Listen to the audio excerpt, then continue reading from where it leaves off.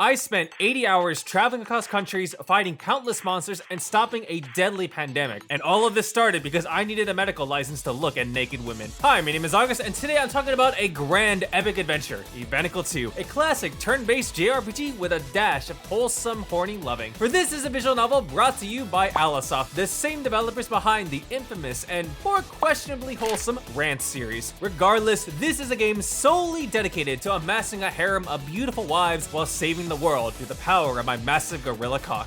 First off, you may be asking, do I need to play Evenicle 1 to play Evenicle 2? Well, my fellow cultured individuals, no you do not. For Evenicle 2 features a brand new cast of characters in a brand new world. Concepts are similar between the two games, but all of it can be reviewed optionally, as the true focus of this game is celebrating the very beneficial and highly promoted act of polygamy. Throughout this fantasy world, people all over have the ability to use magic and unique skills. However, it comes at a drastic cost, as overusing these abilities can lead them to catch the hero syndrome, a deadly disease that shortens their lifespan. Now, our story begins in the small rural town of Raisin, where our main character Alex is blessed with a legendary healing power, the ability to cure any illness with the power of his cup. And thus, without thinking too deeply about it, our hero, ex-horny medical intern, sets off to save women from the dreaded disease. Yes, this is a very serious game. Don't get me wrong, despite the very questionable nature of it, Evenicle 2 is a wholesome game. Alex genuinely cares for the women in his life, and like a good supporting husband harem protagonist, supports him in every way that he can. No matter where the party goes, there's always some time to engage in some intimate heart-to-heart moments. He's a perverted guy with very straightforward requests, but he's their perverted yet endearing idiot. His wives aren't the only ones to receive his passionate caring too, for a doctor must administer daily health checkups to all of his patients, even if he's just an intern still.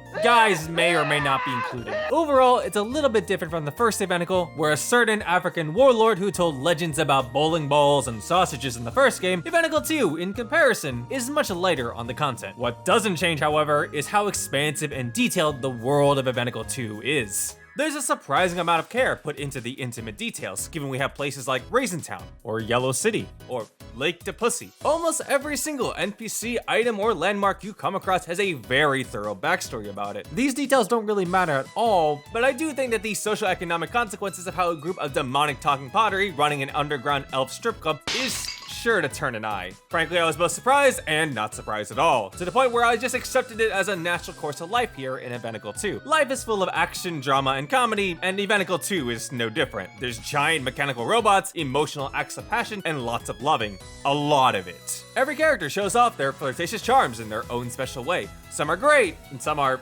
less than great, and then there's Rona, my personal favorite, and also the final boss in terms of romantic encounters, somehow even more so than the two powerhouse MILF dragons in the game. Of course, Evenicle 2 doesn't forget to be serious too. There's political infighting, dramatic deaths, and grand acts of heroism. They're gonna save the world for the sake of everyone, because when killing young women is a part of your master plan, we're gonna have a problem about that. Like any epic adventure, there will be difficulties ahead. In this case, most of it was me fighting the actual game itself. Evenicle 2 has all the familiar tropes of a classic JRPG. The problem is that it has all of the same familiar tropes of a classic JRPG. Traditional turn-based gameplay, random battle encounters, constant map backtracking, abnormal difficulty spikes, and my favorite, my own personal bad luck. Now, all of this was present in the previous games, but what really bothers me is Evenicle 2's new gimmick mechanic, curing diseases. Ironically, the main premise of the game, may I remind you. By fighting in battle, you get diseases that affect your party members. It's funny the first time when you get hit with diseases like the boob gigantification syndrome, the one that makes everyone green, and the dreaded Japanese restriction arm of law known as mosaic censorship. Amusingly, the only disease you can't cure in this game. And then we have those diseases whose sole job it is to mess with you. The only way to cure these diseases is by searching all over the map to look for the cure. This only further increases the previously mentioned tropes I said before, especially the last one. Fundamentally, while playing through Evenicle 2, I may have realized that I probably hate Alicesoft JRPGs with a burning passion. Objectively speaking, there is merit in its expansive lore and world building, but it also really invokes the energy of wanting to throw my computer in the garbage.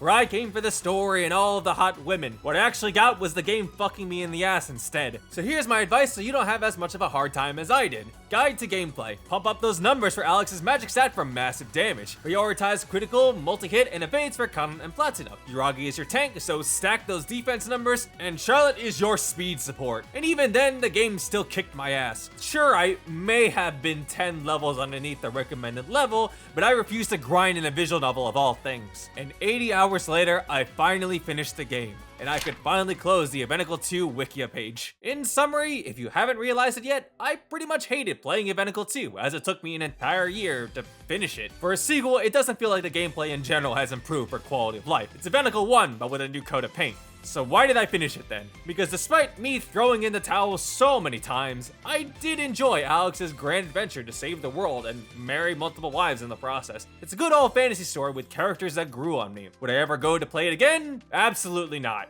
But I'll remember it as an experience. Not a good one, but it's something regardless. Evenicle 2 gets a 3 out of 5 from me. What I would actually recommend is playing these gameplay visual novels instead. That's all for me, and I'll see you in the next video.